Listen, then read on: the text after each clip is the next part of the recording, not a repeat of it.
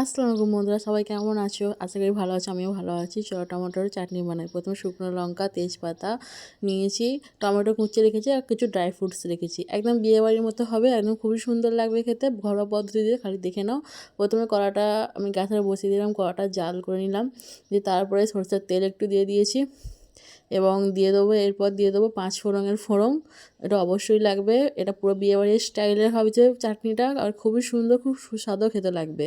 তারপরে দিয়ে দেবো তেজপাতা, শুকনো লঙ্কার ফোড়ন, দিয়ে একটু হালকা ভেজে নেবো। দেখতেই পাচ্ছ ঠিক এরকম ভাজা ভাজা হয়ে যাবে, তখনই টমেটো কুচিও দিয়ে দিতে হবে। এবার টমেটো কুচিগুলো দিয়ে দিলাম। টমেটো কুচি যেহেতু এটা গলে যাবে, তো এরকম ছোটো ছোটো করে স্লাইস করে কেটে নিলেও ভালো হবে। যদি একটু মোটা মোটা রাখতে চাও কোনো ব্যাপার না। তো প্রথমে টমেটোটা দিয়ে দিলাম, দেওয়ার পর একটু নাড়িয়ে নিলাম। দেখতেই পাচ্ছ কতটা সুন্দর লাগছে, দেখো কড়াইতে দেওয়ার পরে টমেটোটা লাল লাল, কি ভালোই না লাগছে। আর এটা খেতেও খুব মজা লাগবে, পুরো বিয়েবাড়ির মতোই লাগবে খেতে। তোমরা যখন টেস্ট করবে একদম সিম্পল পদ্ধতিতে, ঘরোয়া পদ্ধতিতে খুব ভালো লাগবে। তো এটা একটু নাড়িয়ে চাড়িয়ে নিচ্ছি, দেখো তোমরা। দিয়ে এবারে দিয়ে দেবো একটুখানি হলুদ। হলুদটা দিলে কালারটা খুবই সুন্দর আসে। একটুখানি একদম হলুদ দিয়ে দিলাম, দেখতেই পেলে। আর একটু লবণ দিয়ে দেবো যাতে টমেটোটা খুব তাড়াতাড়ি গলে যায়। তো এখন চিনিটা দেবো না, কারণ এখন চিনিটা দিলে টমেটোটা সুন্দরভাবে গলবে না, আর ওটা খেতেও ভালো লাগবে না। কারণ হলুদ আর নুনটা দেওয়ার পরে টমেটোটা গলবে, টমেটোর কাঁচা গন্ধটা একটু বেরিয়ে যাবে, তবেই দেখবে খুব সুন্দর লাগবে চাটনিটা। তো এটা হলুদ আর নুনটা দেওয়ার পর একটু নাড়িয়ে চাড়িয়ে নিচ্ছি। তো এটা হালকা সিদ্ধ হয়ে যাবে যখন আমি দেখাবো, দিয়ে এটা গন্ধটা ঘ্রাণটা বেরিয়ে যাবে, তো তারপরে এটা ভালো লাগবে চাটনিটা। দেখো ঢেকে দিলাম আমি বাসন দিয়ে, দিয়ে প্রায় 10 থেকে 12 মিনিট পর একদম লো ফ্লেমে রেখে আমি এটাকে বার করলাম।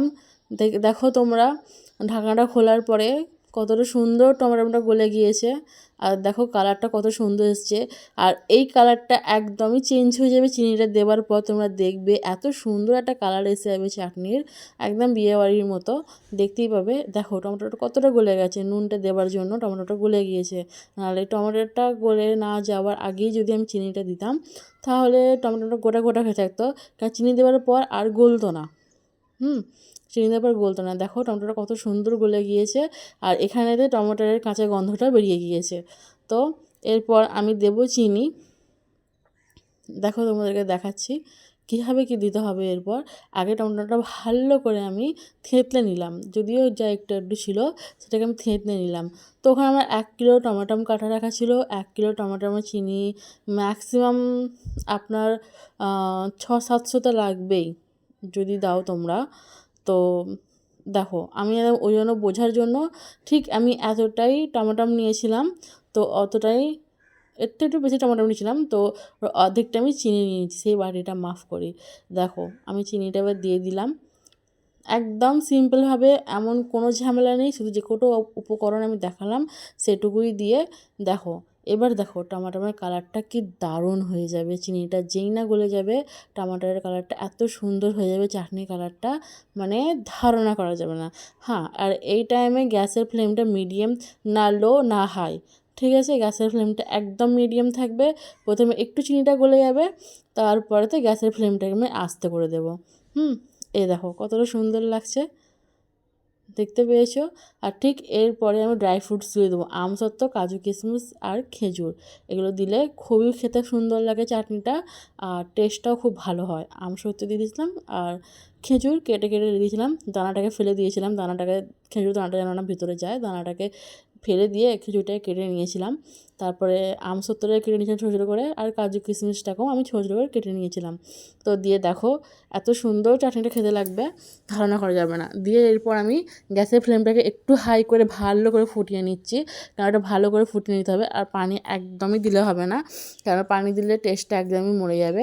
এই নিজেই এরকম চিনি দেওয়ার পর নিজেই পাতলা হয়ে পানির মতো হয়ে যাবে, হালকা পাতলা হয়ে যাবে, মানে যতটা হওয়ার দরকার।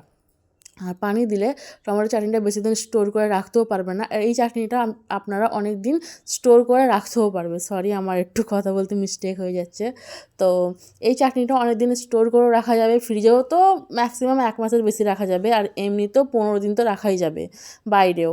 তো এটা যদি বাইরেও রাখো তোমরা, তো 2 দিন 1 দিন ছাড়া ছাড়াই তো এটাকে একটু গরম করে নিলেই তাহলে অনেক দিন টিকবে। আর যদি ফ্রিজে রাখো তো খুবই ভালো হবে। তো চাটনিটা দেখো কতটা সুন্দর হয়ে গিয়েছে।